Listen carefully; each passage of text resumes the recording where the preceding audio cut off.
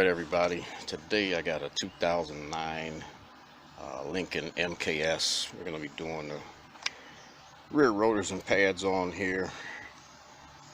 Alright, so I've already got this started a little bit. We got to take out our T40 here. That's just a screw to retain the rotor. Caliper bolts were a 14. We got two of those here and here, and we'll get that off of there. We're going to have to use a different tool here for the piston here. As you can see, I've done one of these before in the videos. We got a little adapter that goes in there that we'll use to push that piston back in. And the caliper bracket bolts are a 15. What I'm going to basically do here is change these pads and rotors. The pads are seizing up in the holder because this car has been sitting for, I want to say, about 6 months, and this stuff is just pretty much froze solid in here, so he wants to change everything out. So I'm going to get this caliper holder off of here, and I'll be back once I got to that point and get these pads out of here. And pretty sure there's going to be a ton of rust built up back behind these clips, but I'll be back when I've got to that point. Alrighty, I've got the caliper holder off, and looks like the slides are moving okay. It's just the pads are froze up in there.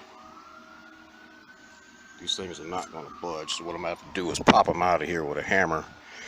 And I'm also going to have to give this rotor a few love taps because it doesn't want to come off either. So what I'm going to do is put these lug nuts back on here and give it a couple of whacks with the hammer. I don't want to strike these studs. Lord knows I don't want to have to end up changing those.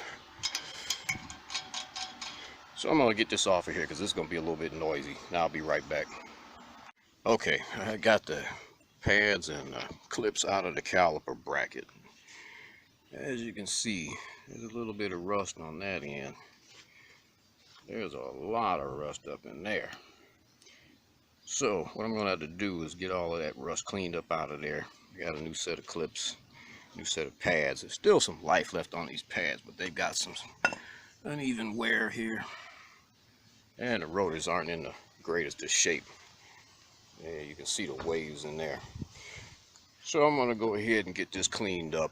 I'm going to try and use a wire brush first. If not, I'll use a wire brush wheel. I will be back once I got this cleaned up.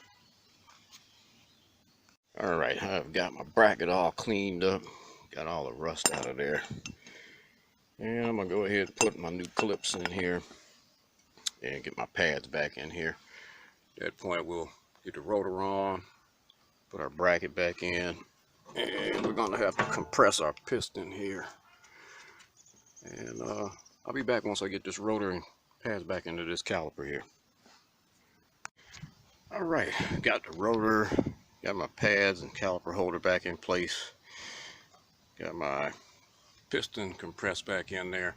And also note, when you compress these in, make sure that your tits holders, I should say, are lined up right here.